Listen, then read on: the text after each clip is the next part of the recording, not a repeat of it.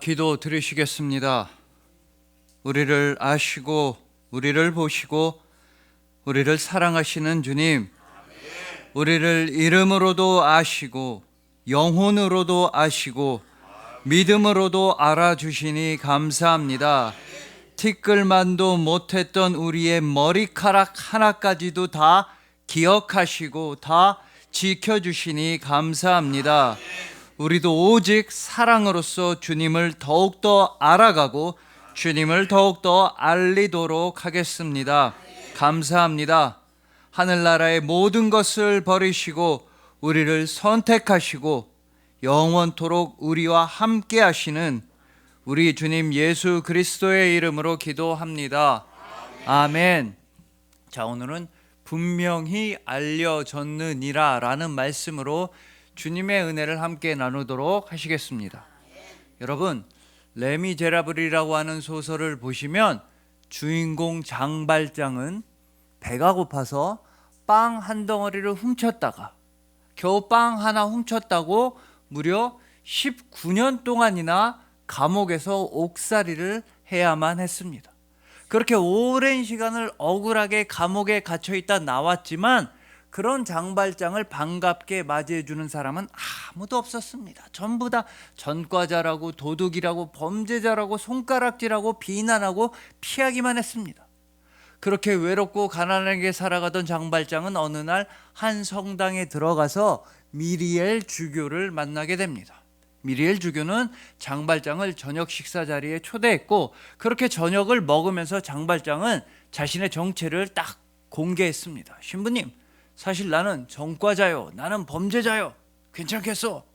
그랬더니 신부님은 웃으면서 형제요, 나는 형제님의 과거와 전과 전혀 관심이 없습니다. 왜냐하면 이곳은 나의 집이 아니라 예수님의 집이기 때문입니다. 예수님의 집에 들어온 사람한테는 전과가 무엇인지, 정체가 무엇인지, 고향이 무엇인지, 직업이 무엇인지 하나도 물어보지 않습니다.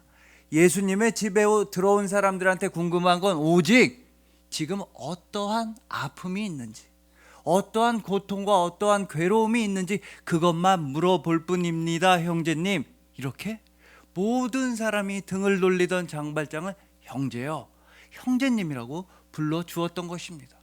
하지만 잘 아시는 대로 그날 밤에 장발장은 성당에 있는 은그릇 6벌을 훔쳐서 도망을 칩니다.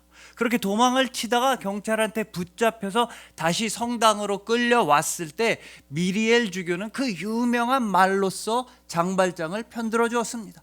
형제님, 왜 은그릇만 가져가셨어? 내가 은촛대도 가져가라고 했는데 잘 됐어. 이제라도 오셨으니까 빨리 여기 은촛대까지 전부 다 가져가시오.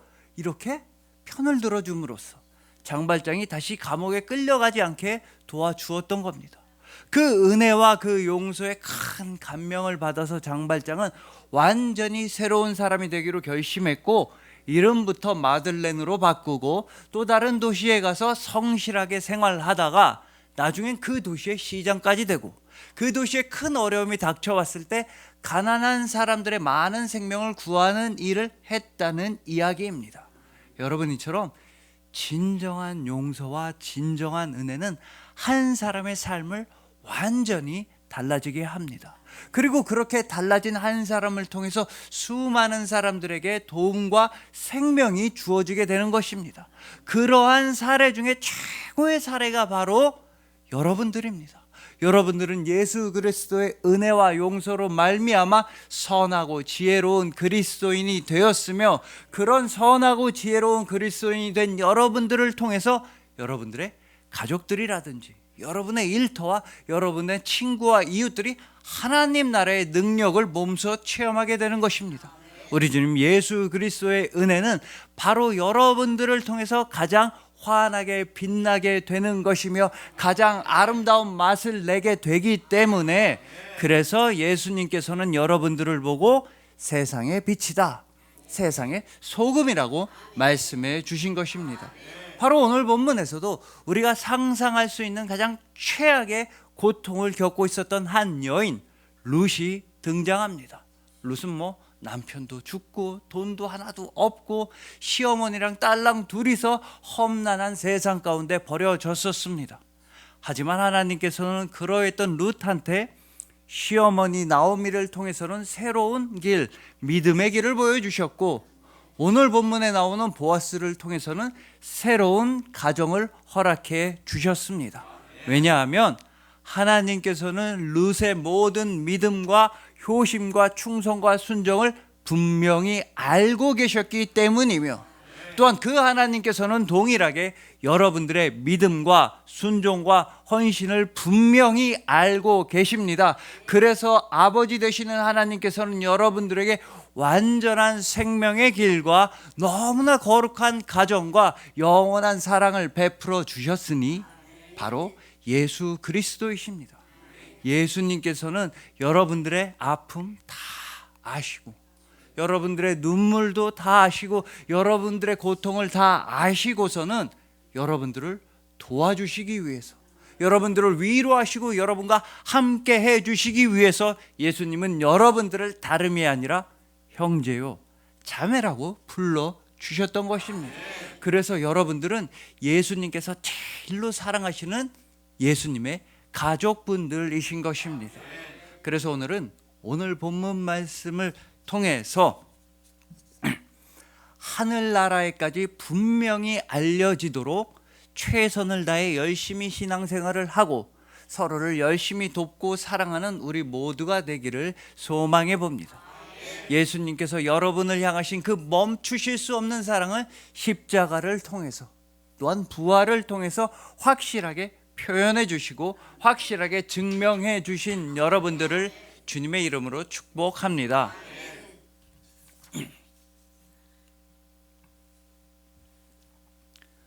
자, 먼저 방금 말씀드린 대로 이 룻은 굉장히 비극적인 상황에 처하게 되었습니다.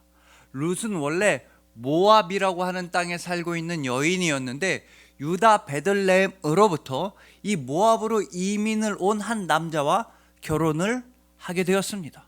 근데 그렇게 결혼을 한 남자, 그러니까 남편이 죽었습니다. 남편의 형제도 죽었습니다. 시아버지는 그 전에 죽었습니다. 그래서 그 집안의 남자라는 남자는 다 죽고 시어머니랑 며느리 둘만 남게 된 겁니다. 상황이 이렇게 최악으로 치닫게 되자 시어머니 나오미는 며느리 2명한테 이렇게 말했습니다. 얘들아, 나는 이제 나의 고향 유다 베들레헴으로 돌아가겠다. 너희들은 아직 젊으니까 너희들의 고향에서, 너희들의 집에서 새로운 인생을 출발하거라. 나는 떠나겠다. 나를 떠나라 말했습니다. 그래서 며느리 중에 한 명인 오르바는 진짜로 자기 집으로 돌아갔습니다. 하지만 이 룻은 시어머니 나오미를 떠나지 않았습니다. 오히려 룻기 1장 16절에서 이렇게 감동적인 고백을 했던 것입니다. 어머님, 나는 무슨 일이 있어도 어머님을 떠나지 않을 것입니다. 어머님의 백성이 나의 백성이 되겠고 어머님의 하나님이 나의 하나님이십니다 라는 고백을 하면서 정말로 시어머니 나오미를 모시고 유다 베들레헴 땅까지 나아갔던 것입니다. 여러분, 이러면은 나오미와 룻을 단순히 시어머니와 며느리 관계라고 부를 수가 있겠습니까? 이쯤 되면 피만 안 섞였다 뿐이지 가족입니다. 서로 싸우고 으르렁대는 그런 사이가 안 좋은 가족보다 훨씬 더 돈독하고 서로 챙겨주고 사랑하는 가족입니다. 그래서 말하자면 더 이상 고부 관계가 아니라 모녀 관계로서 나오미와 룻을 바라봐야 한다는 것입니다. 실제로 하나님의 말씀인 성경 말씀인 룻기 4장 15절에서도 이 룻을 가리켜서 7 아들보다 나은 며느리라고 부르고 있는 것입니다. 그러므로 이 두 사람은 원래는 혈연 관계가 아니었지만 믿음 안에서, 하나님을 향한 믿음 안에서 바로 어머님의 하나님이 나의 하나님 되십니다 라는 그 믿음 안에서 그 둘은 새로운 가족, 거룩한 가족, 아름다운 가족이 되었다는 뜻입니다. 그리고 이것이 바로 성경 전체 이야기의 스토리입니다. 여러분, 성경은요 결국에 가족에 관한 이야기입니다. 태초에 하나님 아버지께서는 아담과 하와를 창조하셨습니다. 근데 무슨 가축이나 돌멩이나 그네나 무슨 의자 이런 걸로 창조하신 게 절대 아닙니다. 하나님 아버지께서는 그들을 사랑하는 자녀로 창조하신 것입니다. 하지만 첫 번째 사람 아담은 선악과를 따먹는 죄악을 범함으로써 아버지의 집에서 쫓겨나게 되었습니다. 가정이 무너지고 가족이 해체되게 된 것입니다. 그러나 두 번째 아담이신 예수 그리스도께서 오셔서 그렇게 무너져 있던 가정을 다시 회복시켜 주셨습니다. 그것도 당신의 희생을 통해서, 당신의 십자가 죽음을 통해서 집 밖으로 쫓겨나 있었던 모든 탕자들을 다시 아버지의 집으로 돌아올 수 있는 그 길을 열어주셨습니다. 그렇게 해서 여러분들이 예수 그리스도의 은혜로 말미암아 하늘나라 가정의 영원한 복된 자녀들이 되었다. 이게 바로 성경 전체 줄거리의 한 줄 요약인 것입니다. 그렇기 때문에 물론 여러분들이 이 세상을 살아가시다 보면 억울한 일도 있고 화가 나는 일도 있고 피해보는 일도 있고 답답한 일도 있겠지만, 그럼에도 불구하고 여러분들한테는 언제든지 돌아갈 수 있는 집이 있다는 사실을 기억하셔야만 하는 것입니다.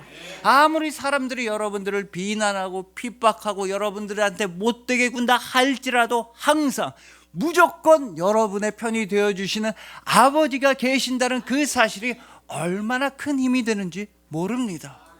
그래서 여러분들은 절대로 고향을 잃어버린 실향민들이 아니며, 절대로 부모를 잃어버린 고아가 아니며, 절대로 안식처를 잃어버린 떠돌이 나그네가 아닌 것입니다. 여러분들은 버림받지 않았습니다. 여러분들은 항상 환영받고 존중받고 있습니다. 그저 아버지만 믿으면 되는 것입니다. 아버지의 사랑 안에서 여러분들은 이 세상에 두려워할 것도 없고, 동시에 여러분들은 이 세상에 부러워할 것도 없는 하나님 아버지의 무한하신 사랑을 받는 천국의 자녀들이라는 것입니다. 하영록 대표님 역시도 W31이라는 책에서 하나님의 우리 아버지 되심과 거룩한 가정 허락하심에 감사함에 대해 이런 이야기를 들려주셨습니다. 이분은 어리셨을 때, 초등학교 다닐 때 목회를 하시는 아버지를 따라서 부산에 있는 한센병 환자촌에서 살으셔야만 했다는 겁니다. 그때만 해도 옛날이라 한센병에 대한 인식이 아주 좋지 않았습니다. 그래서 이분이랑 이분의 형님이 초등학교에 딱 등교를 하면 그때 애들이 막, 야, 이 문둥병자들아, 한센병에 걸린 것도 아닌데 거기 산다는 이유만으로 문둥병자들아 저리 가라, 막 나쁜 말을 하고 괴롭히고 따돌렸다는 겁니다. 그러다 보니까 그 어린 마음에 큰 상처가 되고 사람들을 만나는 것 자체가 두렵고 계속해서 마음이 안 좋고 아팠습니다. 그러다 어느 날 그 한센병 환자촌에 살고 있는 자기랑 또래 친구, 한센병 환자인 어린 그 친구랑 이야기를 하다가, 얘, 나도 이렇게 힘든데 너는 얼마나 더 힘들겠니? 정말 힘들지? 물어봤더니 그 한센병에 걸린 어린 친구가, 아니야, 나는 괜찮아. 나도 처음에 힘들었지만 이게 바로 나야. 나는 내 병을 있는 그대로 받아들이기로 했어. 왜냐면 나는 주님 안에서 진짜 평안을 찾았거든. 이렇게 말하는 겁니다. 그래서 아니, 너가 동네에만 나가도 사람들이 너한테 돌 집어던지고 저러 가라 그러고 사람들이 너를 얼마나 미워하는데 어떻게 너는 평안을 찾았다고 말할 수 있지? 그랬더니 그 친구가, 나도 처음에는 이 병이 너무 싫고 아팠지. 그런데 어느 날 깨닫게 됐어. 하나님께서는 나를 너무나 특별하게 사랑하셔서 지금 이 자리로 나를 특별하게 인도해 주신 거야. 만약 내가 정상인이었다면, 내가 이 병에 걸리지 않았다면 나는 아마 지금까지도 하나님한테 반항하고 있었을 거야. 하나님을 믿지 않았을 거야. 나는 그래. 하지만 하나님 아버지께서는 내가 아버지만 바라보고 의지하도록 나를 지금 이 자리로 특별하게 인도해 주셨어. 그래서 나는 평안을 누리고 있어. 이렇게 대답했다는 겁니다. 여러분, 이분과 마찬가지로 하나님 아버지께서는 여러분들에게 또 다른 선택지라든가 또 다른 길을 전혀 열어두질 않으셨습니다. 여러분들이 죽음으로 가는 선택 허락하질 않으셨습니다. 여러분들이 죄악으로 달려가는 길을 열어두질 않으셨습니다. 여러분들이 고난과 절망 가운데서 좌절하고 스스로를 포기하는 선택을 아예 허락하지 않으신 것입니다. 하나님 아버지께서는 여러분들한테 오직 아버지만 바라보고 아버지만 의지하고 아버지만 사랑하는 유일한 길 딱 하나만 열어주셨으니 그 길의 이름이 바로 예수 그리스도이십니다. 길이요 진리요 생명이신 예수님을 통해서 여러분들은 영원토록 아버지의 자녀가 되었던 것입니다. 이런 맥락에서 우리는 이 시어머니 나오미와 며느리 룻이 진정한 가족이 되었던 장소가 바로 나오미의 고향인 베들레헴이란 사실에 오늘 한번 주목해 봐야 합니다. 나오미랑 룻은 상상도 하지 못했겠지만 지금의 우리들한테 이 베들레헴은 너무나 잘 알려진 동네입니다. 왜냐하면 다윗 왕의 고향이기도 하고 예수님의 고향이기도 하기 때문입니다. 그리고 이 베들레헴이라는 지명의 뜻은 떡의 집, 빵집, 떡집이라는 뜻입니다.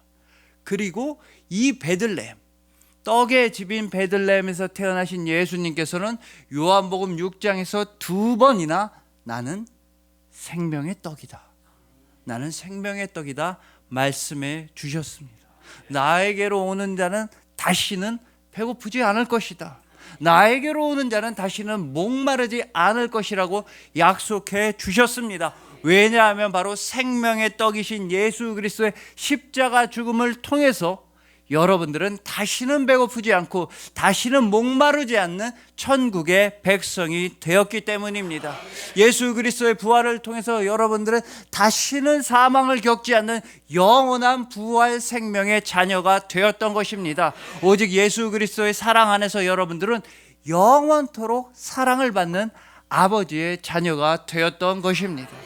그러니 부디 여러분들은 진짜 큰 사랑을 받고 있는 하나님 아버지의 자녀라는 사실을 기억하시고 이 세상 가운데서 부러워하지도 마시고 두려워하지도 마시고 당당하게 나아가시길 소망합니다. 여러분들의 영혼의 혈관에는 오직 예수 그리스도의 보혈만 흐르고 있기 때문에 여러분들은 예수님의 형제요, 자매요, 가족이라는 사실을 기억하시길 소망하는 것입니다. 하나님 아버지의 택하심과 예수 그리스도의 은혜와 성령 하나님의 인도하심을 따라서 하늘나라 가정의 영원토록 복된 자녀가 되신 여러분들을 주님의 이름으로 축복합니다.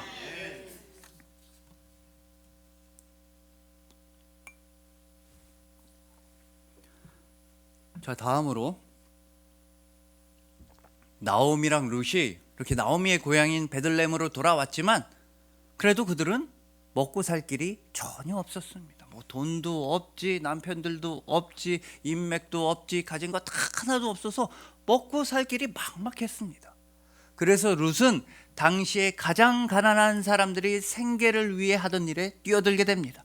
그 일이 바로 남의 밭에 떨어져 있는 이삭, 추수를 끝내고 남아있는 땅에 남아있는 이삭을 줍는 일이었습니다. 그렇다고 해서 그 일이 도둑질이라거나 서리는 절대 아니었습니다. 오히려 율법에 의해서도 허용된 일이었습니다. 말하자면 하나님께서 직접 마련해 두신 복지제도, 사회보장정책 또는 빈민구제 제도와도 같은 것이었습니다.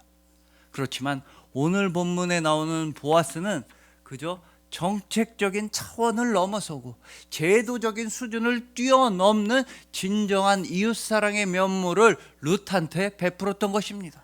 보아스는 룻한테 당신 그냥 다른 밭 여기저기 전전하면서 마음고생하고 몸고생하지 마시고 그냥 내 밭에서 편안하게, 마음 편안하게 계속해서 이삭을 주우십시오. 목이 마르면 언제든지 저기 떠놓은 물 있으니까 물도 드시고 쉴 땐 쉬어 가시면서 편안하게 내 밭에서 일을 하십시오. 아주 이렇게 룻을 귀빈 대접을 해주었던 것입니다. 이렇게 각별한 친절은 본인인 룻한테도 당황스러웠던 것이었습니다. 왜냐하면 본문 10절에서 룻이 스스로 말하는 바도 그렇고 룻은 이방 모압 여인이었기 때문입니다. 아니 같은 이스라엘 동포라든지 같은 고향 사람, 자기 친구라면 친절을 베풀 수도 있고 동정심을 충분히 베풀 수도 있지만 원수지간이었던 이방 모압 여인, 그것도 가진 것 하나도 없는 룻한테 굳이 친절을 베풀 이유는 하나도 없었던 것입니다. 하지만 바로 여기에 하나님의 뜻과 섭리의 아름다움이 잘 나타나 있는 것입니다. 하나님 아버지께서는 룻한테 보아스와 같이 돕는 손길을 확실하게 붙여 주셨던 것입니다. 어떤 룻이냐? 어머님의 하나님이 나의 하나님이 되겠고 어머님의 백성들이 나의 백성들이 되겠습니다 라고 믿음과 효심과 충성과 순정을 고백했던 그런 룻한테는 하나님께서는 보아스처럼 확실하게 돕는 손길을 붙여주시는 것입니다.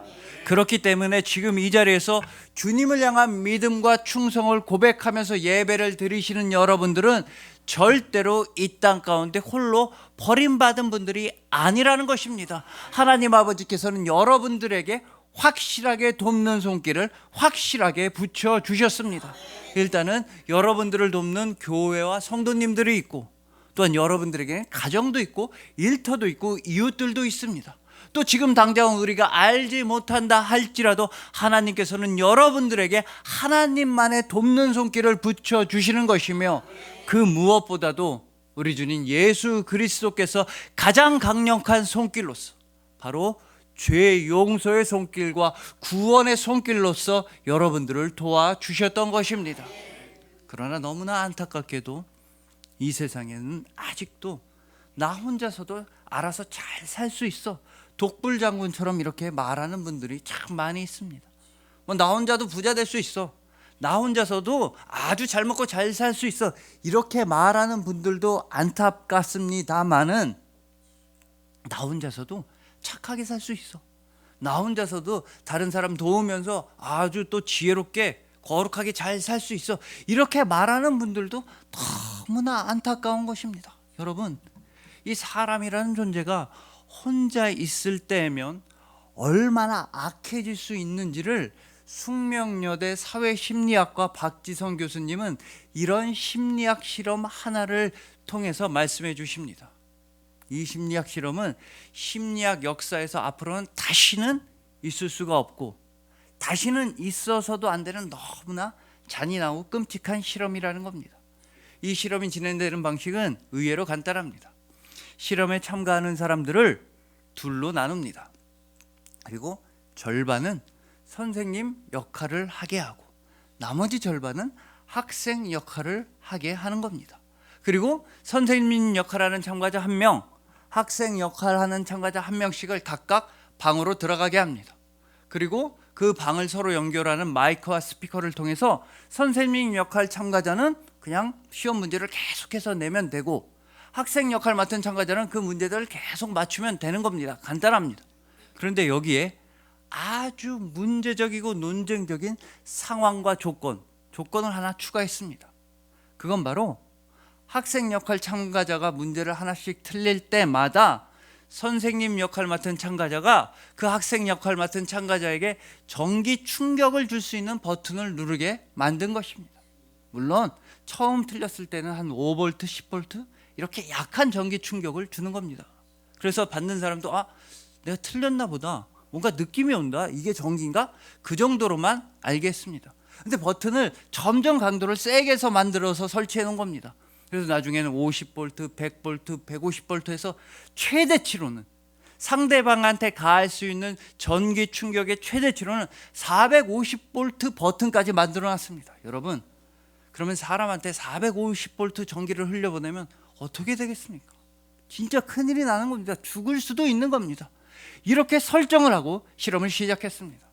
당연히 실험이 계속될수록 학생 역할 맡은 참가자는 문제를 점점 더 많이 틀리게 됩니다.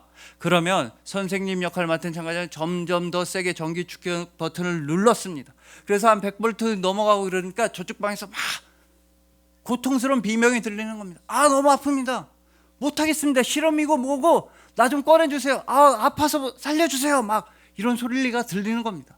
그러면 100이면 100, 선생님 역할 맡은 참가자, 전기 충격 버튼 눌렀던 참가자는 이 실험을 관찰하고 있던 연구진한테 100이면 100 다 질문했습니다. 저렇게 아파하니까 이제 그만해야겠어요, 버튼 더 못 누르겠습니다, 이제 실험 중단해야겠는데요. 그러면 그때 연구진이 딱 이렇게 말하는 겁니다. 계속하세요, 이거 당신 책임 아닙니다. 저 사람도 실험 내용 다 알고 자기 손으로 직접 사인해서 들어가서 앉아 있는 겁니다. 당신 잘못 하나도 없습니다. 무슨 일 벌어지면 우리가 책임질 테니까 당신 책임 아닙니다. 당신은 계속해서 문제 틀렸다 그럼 버튼만 더 세게 누르시면 됩니다.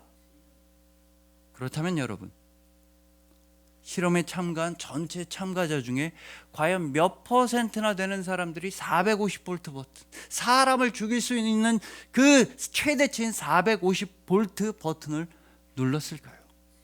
원래 이 실험을 계획했던 연구진들은 450V 버튼은 그냥 설치만 해놨지 그 누르는 사람 1%도 안 될걸? 0.1% 될래나? 아니 사람이 아프다고 저렇게 소리를 지르고 초등학생도 450V 전기 보내면은 사람 죽는다는 걸 다 아는데 450V 누르는 사람은 1%도 안 돼. 다만 얼마나 많은 사람들이 몇 퍼센트의 비율로 몇 볼트까지 누르는지 그 평균적인 흐름을 알아보려고 실험을 계획했던 겁니다. 하지만 결과가 너무나 충격적이고 끔찍했습니다. 최대치인 450V 버튼까지 누른 사람은 전체 참가자의 무려 65%나 되었다는 겁니다. 무려 65%나 되는 사람들이 사람이 고통스러워하고 죽는다고 소리를 치는데도 450V 버튼까지 눌렀던 겁니다. 너의 책임이 아니라고 하니까, 네 잘못 아니라고 하니까 그렇게 사람을 죽일 수도 있는 위험한 일을 했던 것입니다. 물론 당연히 실제로 이 실험에서는 전기를 통하게는 만들지는 않았습니다. 학생 역할을 했던 참가자들은 이 실험이 어떻게 돌아가는지를 이미 다 알고 참가한 연기자들, 조교들이었습니다. 실제로 전기가 안 왔는데도 한 100V 눌렀다는 신호가 오면 아파요 살려주세요 이렇게 연기를 한 것뿐이었습니다. 그렇다 하더라도 65%나 되는 사람들이 450V 버튼을 눌렀다는 사실에 연구진은 너무 큰 충격을 받았습니다. 아니 사람이 이렇게까지 악해질 수 있다. 그래서 이 실험을 연구한 사람들은 조건을 하나 바꿨습니다. 다른 것은 다 그냥 그대로 두고 딱 한 가지 조건만 바꿨습니다.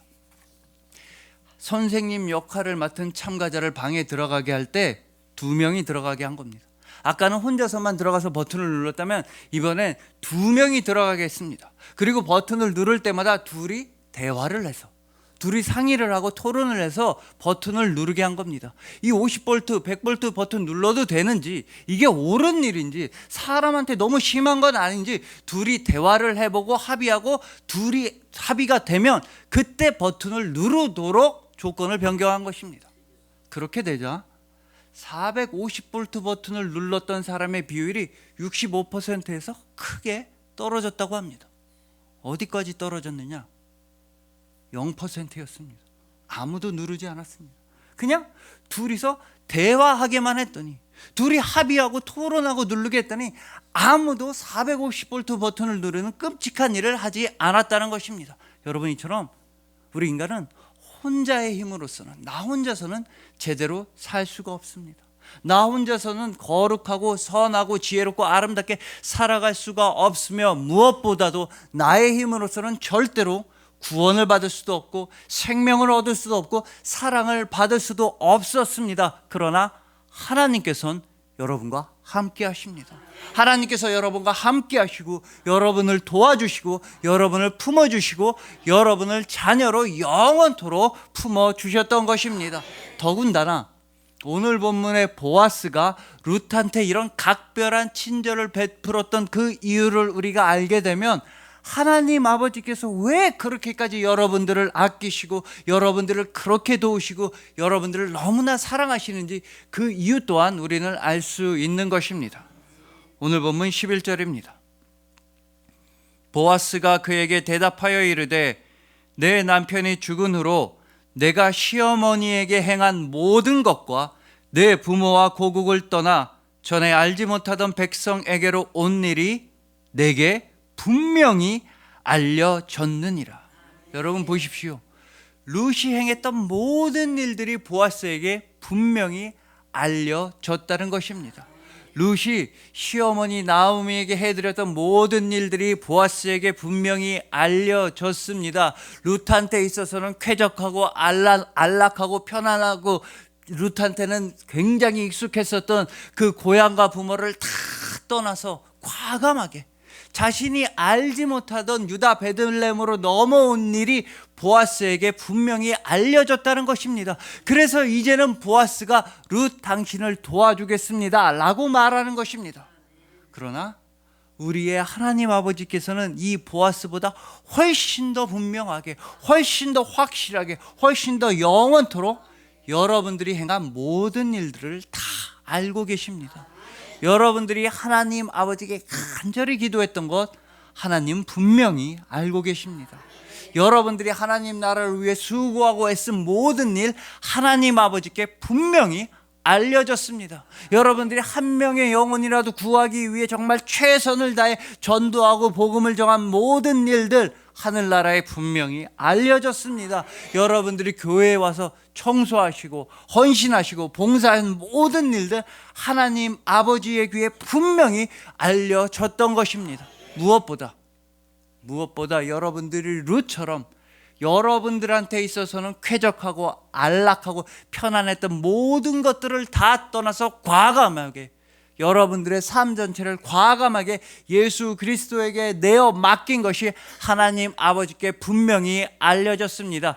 이 세상 죄악과 욕심과 나쁜 것들을 다 떠나서 여러분 자신을 과감하게 예수 그리스도께 내어 던진 것이 하늘나라에 분명히 알려졌던 것입니다. 그래서 여러분들은 능력의 그리스도인, 십자가의 그리스도인, 거룩한 그리스도인이 되었습니다. 여러분들이 여러분 자신을 예수 그리스도께 과감히 내어 던졌기 때문에 하나님 아버지께서는 여러분들에게 세상에서 제일 좋은 복, 온 세상 복 중에 가장 좋은 복인 바로 예수 그리스도를 닮아가는 복을 허락해 주셨던 것입니다.